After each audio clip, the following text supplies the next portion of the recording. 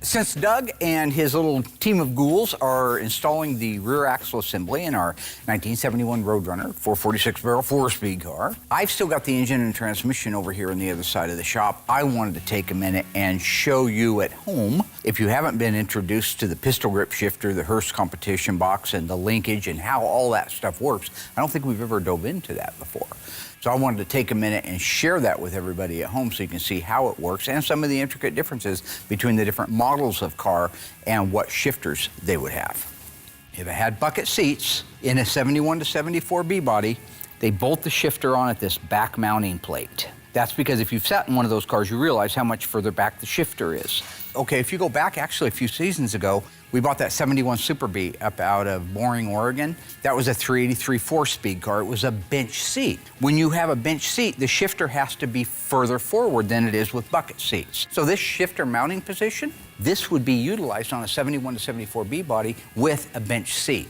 Kind of interesting. The other car that it would be bolted right here to is a 70 B body. Whether it was buckets or whether it was a bench, it would bolt on right there. Pistol grip shifter, they had several different ones. You had your 70 to 74 E body, which is this sweet little short one right here. You had the 71 to 74 B body bench seat style that we talked about where the shifter would mount up here.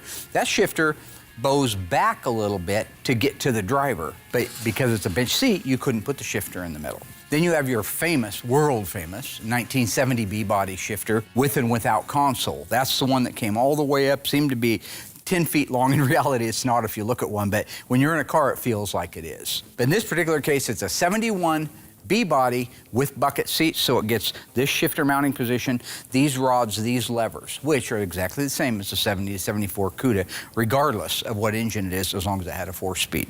How the system works is you look at your lever up here at the top, you see reverse, 1, 2, 3, 4. It's a shift pattern. It's very natural. You still see it on today's cars. The amount of slack and slop that you see right here is because we're able to go into neutral. When that's in the neutral position, those front rods are in the neutral position. That's when your engine's idling, this thing's shaking like that, and the engine idling all tough. Forward and backwards in the middle of the neutral gate, which I would suggest is right there. If you go forward, it's going to give you first gear, and if you come backwards, it's going to give you second.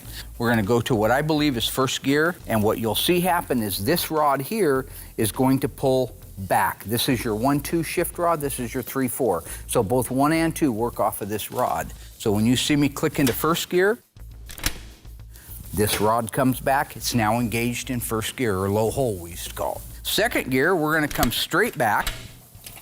There's the motion. Go up, click over to the right and up, third, back is fourth.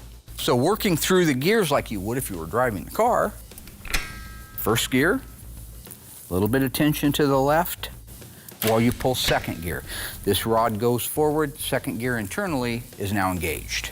You come back up, let off of that pressure and go straight ahead. That's your third gear. When you go into fourth gear, that is your 1-to-1, your high gear, your tallest gear you've got. Back into neutral, watch what happens when I go all the way over to the left. See that slap on there? You have to give that a little slap and then up.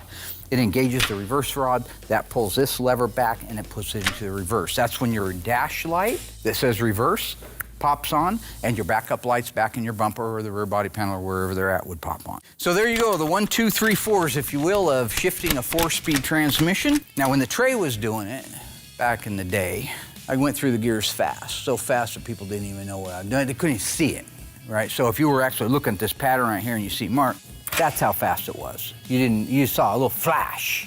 And then you'd hear my voice just taper off into the distance.